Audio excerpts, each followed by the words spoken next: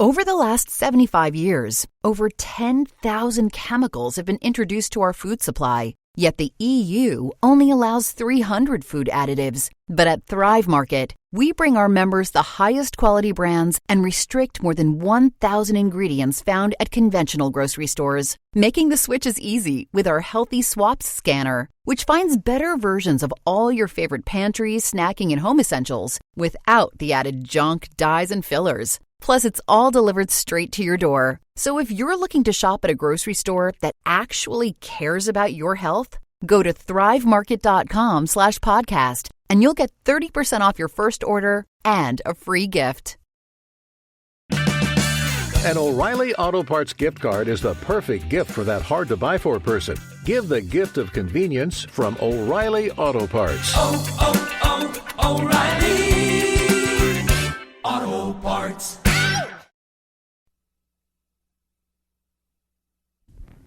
Get this and get it straight. Crime is a sucker's road, and those who travel it wind up in the gut of the grave. This time it was a fishy horseplay from a red-headed beauty past a black-bearded sailor to a neck-and-neck finish over a wandering seahorse worth $50,000. And I was the jockey. It happened like this. From the pen of Raymond Chandler, outstanding author of crime fiction, comes his most famous character in The Adventures of Philip Marlowe.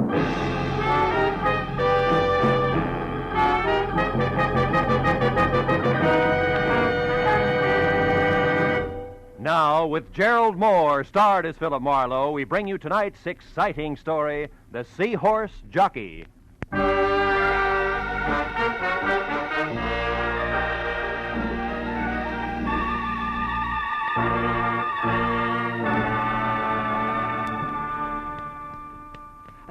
You know, Mr. Marlowe, when you came in today, I said to myself, it's a funny thing. You've been getting your haircuts here now for 6-7 years. But I never found out how you vote, Republican or Democrat. Well, I like to think that's my business. And another thing. Never did you tell me if you're for the Marshall Plan or against the Marshall Plan. Well, the Marshall Plan... And for the California's governor next fall? Well, there's no doubt in my mind And the income tax... sit back, please. Yeah. Now, the income tax is fair or it's not fair? Well, eminently... Now, how come all this stuff, I don't know, what is your opinion? I can't imagine. Of course, my opinion, I tell people. I say political party is a matter of getting to... Oh, excuse me. Saved by the bell. Hello? Alvin's Barbershop. Alvin speaking. Who? Mr. Marlowe? Yes, he's right here. Hold on, please. It's for you, Mr. Marlowe. Always interruption, ain't it? You're so right. For 60, well, never mind. Hello? Mr. Marlowe, this is Mrs. Lola Demarest speaking. Oh? Thank goodness I've finally located you. Now, you're to come out to my place at once. Pacific Palisades, 1312 Old Tower Road, and your plane leaves in 2 hours. Now, wait a minute. What plane, Mrs. Demarest? Why? What's this all about? The Seahorse. I'm going to sell it, Mr. Marlowe. My mind's made up. The sea witch? A Seahorse, Mr. Marlowe. It's a brooch 6 inches high and set with precious stones, which a San Francisco dealer is anxious to pay $5,000 for. Well, look, Mrs. Demarest, The dealer's flying to New York tomorrow, Mr. Marlowe, and also my doctors say I'm living by sheer willpower alone. Hence, my decisions must be made quickly. Now, the terms of the deal are cash, so please be sure that you're armed. And the money will be returned here to my stepdaughter, Jillian Demarest, unfortunately. Oh, you don't approve, huh? No. However, I'll abide by my late husband's wishes. Jillian is to be provided for. Now, no more questions, sir. Just hurry. You'll be paid handsomely, and when you get here, Mr. Marlowe, use the back porch. I'll be in my bedroom. The other doors are locked. You're alone, Mrs. Demarest? No servants? I'm merely sick, Mr. Marlowe, not dead. And since I've just fired Elmer Ferris, who was called a lawyer, but it was actually more of a baboon, we'll be able to talk. Now, hurry, Mr. Marlowe. Please be punctual. My new lawyer is due here at 4:30. I'll finish up and be ready for you at exactly 5. Is that clear? I've got one question. Were you ever a barber?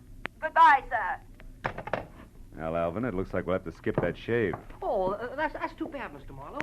Like I said, I'm anxious to get your opinions. Opinions are important, huh? Important, Oh, you know. sure, Al, sure. Yeah, I mean, the way I look at it, Mr. Marlowe... Alvin! Yes, Mr. Marlowe? Wipe the lather off. Your chin, not mine.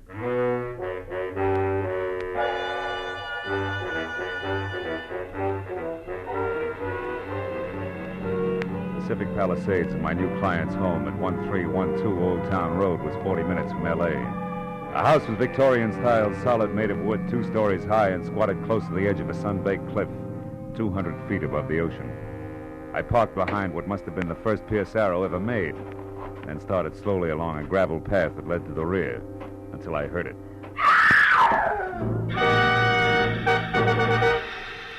Inside, I found an old woman whom I figured to be my client, leaning against the half-open kitchen door, sobbing and clenching at the gingham apron she wore like it would keep her from screaming again. Mrs. Demarest, get hold of yourself. What happened? I'm not Mrs. Demarest. Oh, the poor darling. Her heart. She's dead. She's dead? In there, the bedroom. Oh. But who are you? My name's Philip Marlowe. Mrs. Demarest hired me an hour ago. She was a handsome woman. A beautiful woman and a good woman. You're the detective, aren't you, about the brooch? Yeah. How'd this happen, Mrs. Lockfield. Oh. Miss Bertie Lockfield. Miss Lockfield, were you with her? No, I came over a bit ago. I'm Lola's best friend, you know, her only friend. I came over in my car to cook her some dinner, like I do all the time. I live right by the little cottage at the foot of Old Tower Road, the one with the tall hedges. The dinner, Miss Lockfield, you were saying? Oh, yes. Well, Mr. Marlowe, can we go back to the living room? Oh, sure. Now, Miss Lockfield, you came over to cook dinner, then what? Well, I looked in on her first, like I do all the time. And since she was asleep, I went to the kitchen and set things going. And then? Oh, here, you better sit down, huh? Thank you.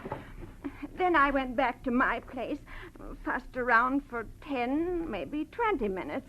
Then I came here again and found what we just saw. That pillow clenched in one hand like she'd wanted All to right. hold Take it easy, something. Miss Lockfield. Try to hold on, huh? Now, tell me, you didn't happen to see anything of the new lawyer around, did you? New lawyer? Why, Lola didn't mention a new lawyer. He was due here today? Yeah, a half hour ago.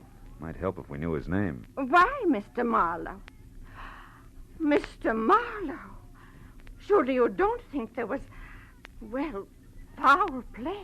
I don't know, Miss Lockfield. But for one thing, the position of the pillow seems kind of cockeyed to me. Yes, but who on earth would want to...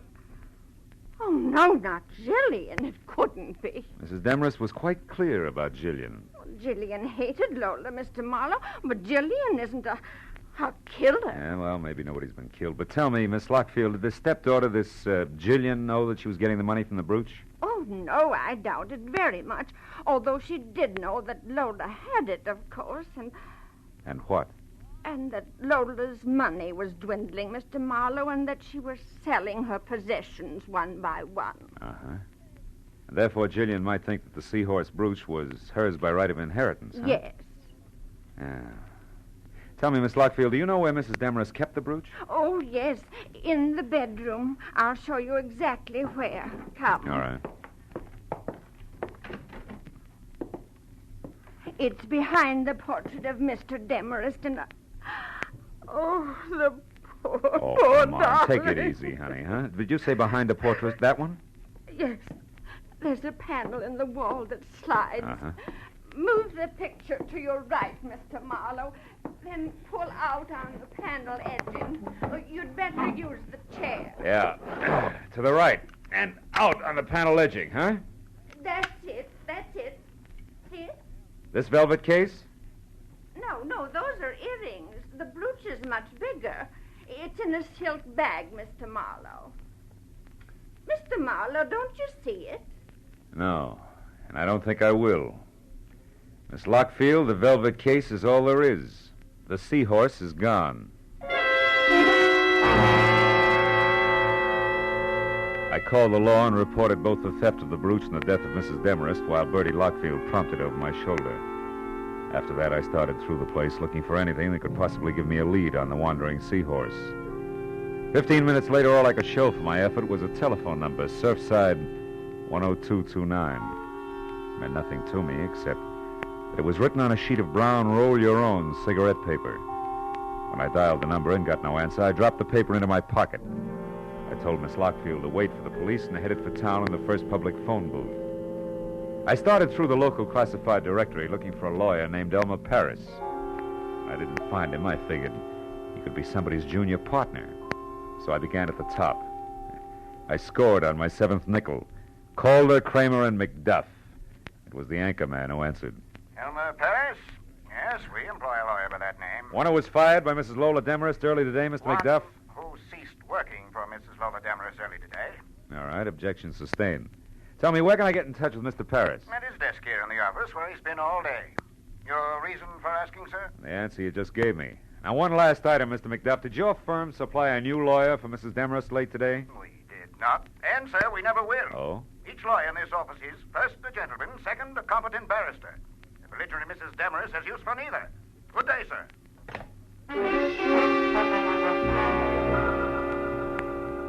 With that, I checked Elmer Paris off my list and went back to the phone book. Jillian Demarest, my late client's stepdaughter, was listed at number 111 Los Amigos Terrace, which a map on the back of the book showed to be just off Sunset Boulevard in Hollywood. Come in. The girl herself, replete with old-fashioned, the only thing that was red-headed, maybe 30, and meat and potato curves in either direction. From a waistline that was strictly rye crisp over lettuce leaves. Sit down. What's your problem? Well, I got some bad news, Miss Demarest. Don't tell me. It's my income tax. I've been caught lying. It's your stepmother. She's dead, Jill. Oh. That's too bad. Her Yeah, heart? well, try not to go to pieces, kid, huh? Look, I didn't particularly like Lola Demarest. She didn't particularly like me. So, why make a thing of it? Because the seahorse brooch has been stolen. You're kidding. Don't try brushing that off, because it was supposed to be sold today with the proceeds to go to you. You're a liar. Private detective. Hired Jill to fly the brooch to a San Francisco dealer, and I found out it's really worth $50,000. A lot of dough you didn't expect. Okay, Mr. Private Detective. At last crack. It means exactly what? That you could have taken the brooch yourself. Try me again. Surfside, 10229. Stop pushing and start listening. If Lola intended to sell the brooch and give me the money, it was for one reason only. My father wanted it that way. So? So do I. And now that you're without a client, maybe you'll work for me. I doubt it. I write and get paid well. 5,000 words a month for a pulp magazine. Torrid stories. It figures. Pays off nicely. Be worth your while. Do you want to help me? Suppose you're lying and actually stole the brooch yourself. What then? Then you handcuff me to the nearest cop and run for mayor on the Let's Clean Up Local Crime ticket. Now, is it a deal for, say, 1% of the 50,000 if I get it? 0 if I don't. 500 of fun, huh? Mm-hmm. Yeah, okay, Jill, it's a deal. Good. And for a starter, do you happen to know who Mrs. Demarest's new lawyer was? New lawyer? I didn't know the old one had been fired. I didn't say he had. Could have quit, you know. Nobody ever quit working for Lola Demarest. It wasn't her nature. Oh?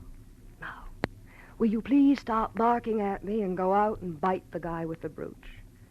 You look like you could do a good job of it. For $500. Yeah. But just think of the opposition, Jill. It's snapping at 50 grand.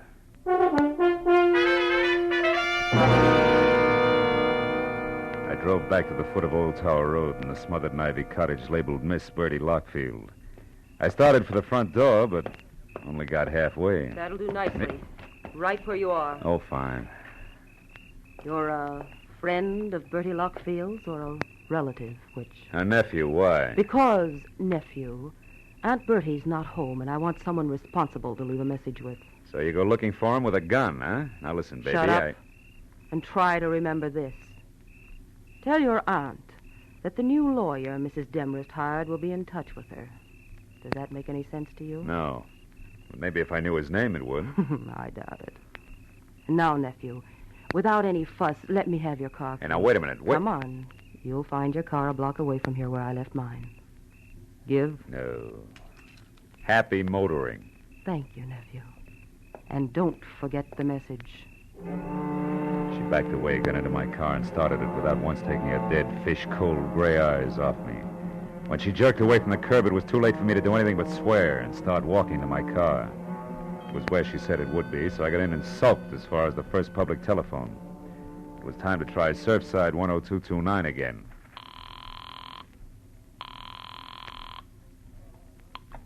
Hello. Hello, I'd like to talk to...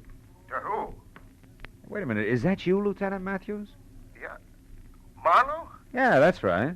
Oh, that Demarest case, huh? Well, Phil, the coroner thinks it was murder, all right. Suffocated her with a pillow, but they won't be sure till the autopsy report is in. Yeah, wait a minute, Matthews. Hey, wait a minute, will you? You're at Surfside 10229, right? Yeah. You got this number from homicide, didn't you? No, I didn't. I got it from a brown cigarette paper I found at Mrs. Demarest. Huh?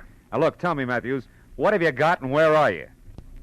51 South Monroe Place. 51 It's South. a dead one, Phil. A guy who sported a beard. The name was Paul Crater. Oh, occupation lawyer, right? No, Phil, wrong. The occupation was able-bodied seaman.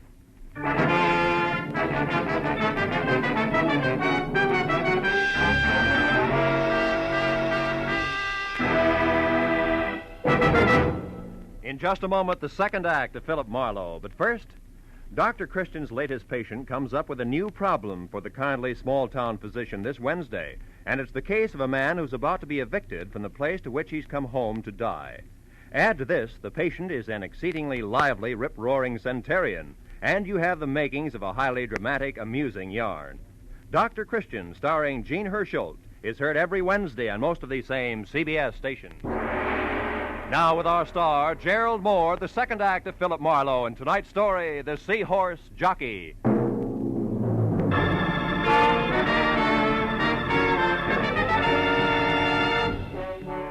I was 30 minutes getting out to the address Matthews had given me.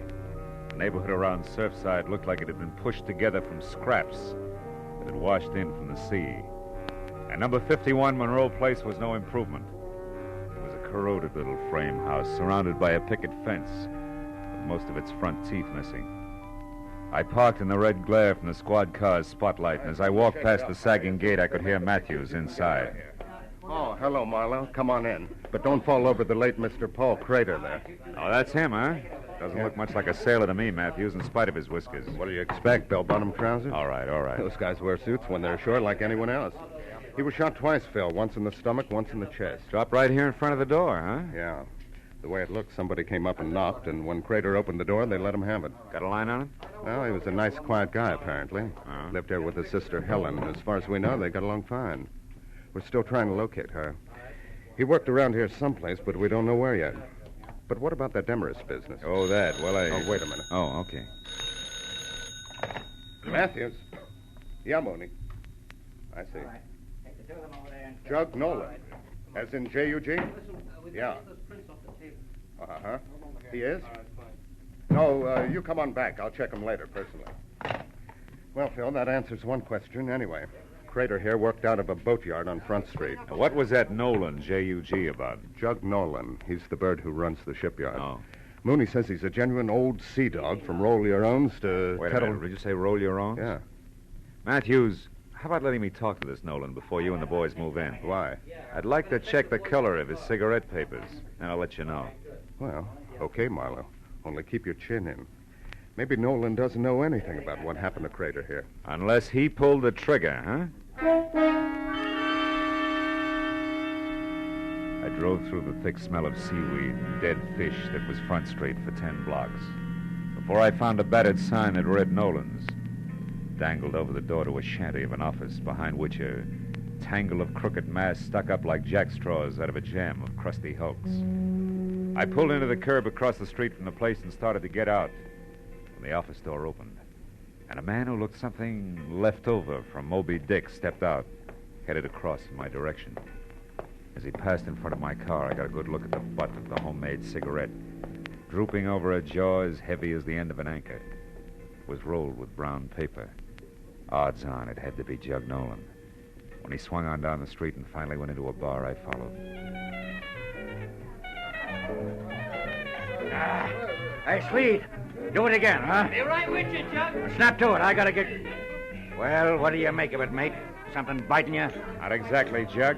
I was just wondering how well you're acquainted with Lola Demarest. Demarest? Yeah. Well enough to know she's got vinegar in her veins instead of blood. Why? The old crackpot something to you? No, not now. She was my client earlier tonight. I'm a private detective. Name's Marlowe. Now, keep it. You were up to see her today. I'd like to know why. Go ask her.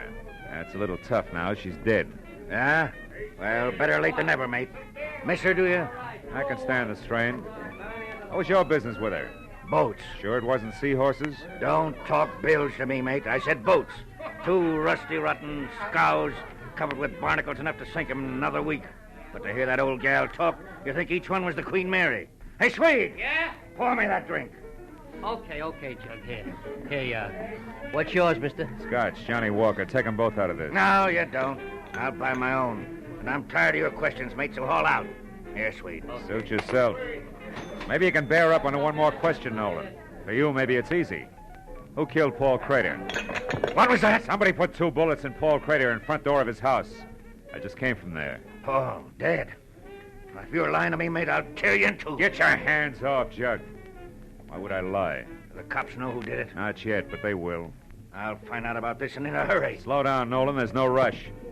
Crater's going to be dead a long time. I want to ask you... Get out of my way! Now, look, Nolan, I said I wanted to... Never mind. Okay, Commodore, help yourself. Nolan's ponderous right fist was cocked when I changed my mind, but that wasn't what did it. Over his shoulder, I'd spotted a familiar face. Detective Lieutenant Matthews leaning at the end of the bar and studying his thumbnail intently. As Jug stamped past him and out the door, Matthews jerked the intriguing thumb at a thin, sandy man working a pinball machine, who suddenly lost all interest in the game and left abruptly. And Matthews sidled down the bar toward me. Sorry to step on your heels there, Bill, but we found out that Nolan has 2 judgments against him for assault. Got a very dangerous temper, it seems. Well, you saved me a split lip. Did you hear all of it? Enough to convince me that Jug Nolan didn't do it, but we'll tag him just to play safe. Oh. Chances are he's heading for Crater's house now, which should just give me a good chance to go to his place and look around. Uh-huh. I'll see you, Marlowe. Yeah, so long, Matthew. Something else for you, mister? No, thanks, Swede. Unless you can tell me why so many Surfside sailors grow Van Dykes. Ha, I wondered myself. Maybe it's to hide those dirty collars. I don't know. Hey, thanks, Swede. Couldn't stand the city gas. Hey, here's one with a beaver now, mister. Why don't you ask him? Oh, it's not that important. Come on, let's go, Swede. Set me up some rye whiskey. Okay, all right. Say, Dusek, this fella here wants to know why you sailors grow those chin whiskers. Yeah? Skipper, I'll tell you. A sailor's got to have something to do while he's away with spare time at sea that don't take up too much space. Yeah, well, I guess it beats bike racing. I'll see you, Dusek. Hey, wait, I want to tell you. I went to town today looking for nothing but a change of scene in a chubby blondie shirt with see. And what happened? Yeah, well, that's fine. Some gal takes a look at my beard and thinks I'm a college professor doing research. I couldn't tell her out with a blowtorch. Yes, the well, next one runs for her life because she takes me for a judge. And after that, I'm just getting around Hey, to wait a asking- minute. Hold it, Dusek. Huh? You say judge? What's up, Skipper? You losing your rudder? Just the opposite. You've given me an idea that'll work. Yeah, and what? 2 murders, a beautiful sneer, and a missing seahorse. Ah. Wild, but it's beginning to make some sense. So long, sailor.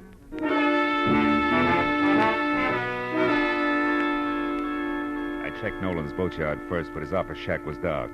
So I drove hard back to 51 Monroe Place in the hope that Matthews had been right about Jug's destination. When I ground to a stop, I once again gave thanks for smart cops. Jug Nolan was there, all the fight gone out of him as he stared without seeing it at the blood spot on the floor where Paul Crater had died. I asked him one simple question. The answer he grunted in 3 words without so much as looking up. But it made everything fit. And as I got to the phone, I knew that whatever else he was, the old sea dog was no liar.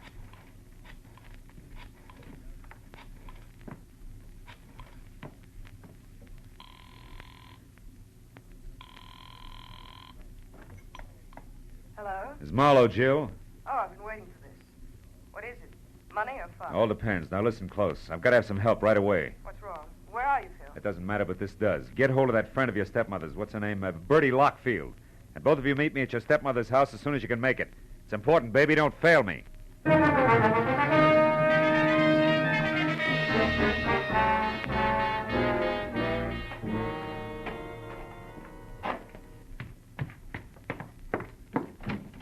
Marlowe, what took you so long? Well, yes, I understand you wanted our help in a big hurry. We rushed madly over I'm here. sorry it took longer to get here than I figured. What do you want us to do, Phil? Catch a thief and a killer?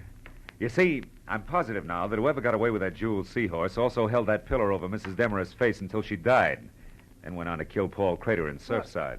2 murders? Killers have that advantage, baby. For 1 murder or a dozen, the price is the same. Oh, I don't understand, Marlowe.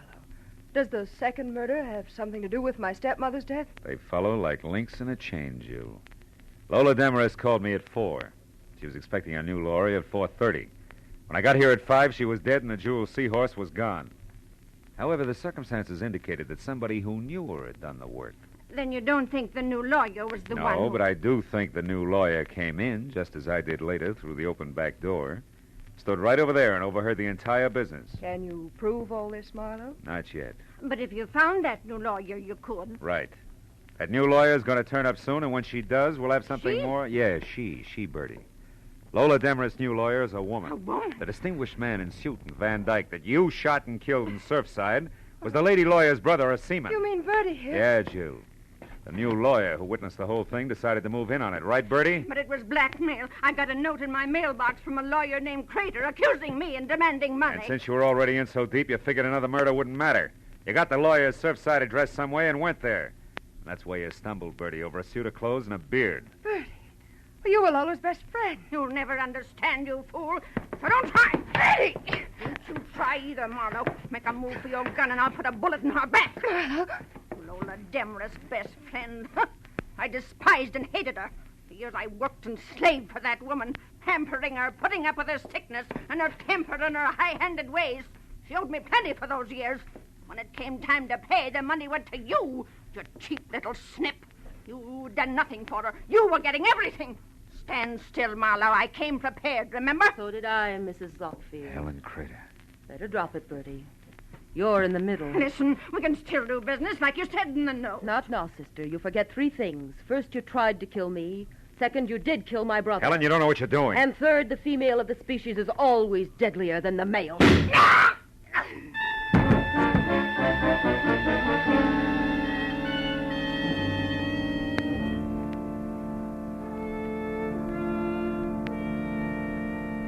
Well, Matthews, that's about it. Yeah. What do you think will happen to Helen Crater?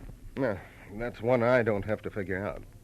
Well, she's a lawyer, you know. Maybe By the she way, could- Phil, how did you find out she was the lawyer? Oh, that. Well, you see, the fact that the new lawyer was nowhere around bothered me. Uh-huh. And then when I was in that bar in Surfside, one sailor with a beard told me he'd been mistaken for a judge. So I figured maybe another sailor, also with a beard, could have been mistaken for a lawyer. And you worked back from that? Yeah, to Paul Crater's sister, Helen. I finally asked Nolan what Helen Crater did for a living. He told me. You see, he was the guy who had recommended Helen in the first place. He'd come to see Lola about the boats and found out that she needed a lawyer, right? That's right.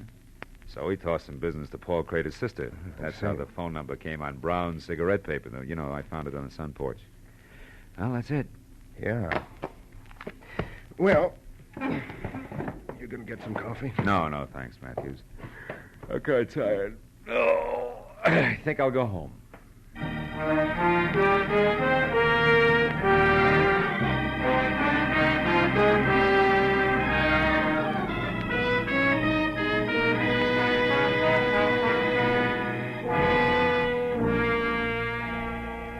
It was almost 3 in the morning. A silent, sterile hour at the short end of a long, long night. Everything that happened had been because of a jeweled seahorse, an ugly little replica of an ugly little fish. But then, as I thought about it, I realized that the trouble wasn't because of the seahorse. It was because of the people. Bertie Lockfield, Helen Crater, Lola Demarest.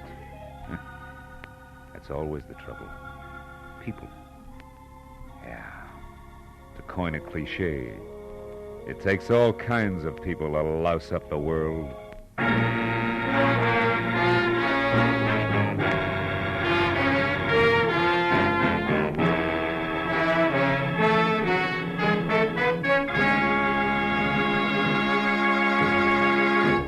The Adventures of Philip Marlowe, bringing you Raymond Chandler's most famous character, star Gerald Moore, are produced and written by Norman MacDonald and written for radio by Robert Mitchell and Gene Levitt.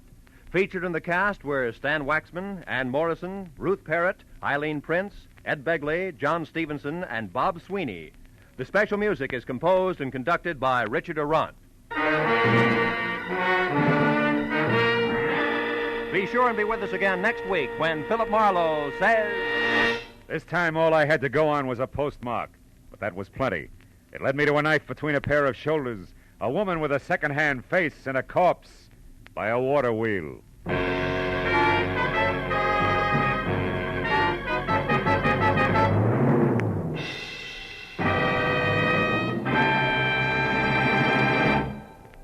There'll be some grand singing on CBS this Wednesday night. Bing Crosby will play host to Al Jolson and Ella Fitzgerald, and Burns and Allen will entertain lovely Dinah Shore. Also, Groucho Marx will be around with more of his wonderful wit on his quiz, You Bet Your Life. And, of course, Dr. Christian will be on hand with another famous story. They'll all be heard on most of these same CBS stations, so be listening. This is Roy Rowan speaking. Now, stay tuned for Pursuit, which follows immediately over many of these same CBS stations. This is CBS, where Wednesday night is Bing Crosby night, the Columbia Broadcasting System.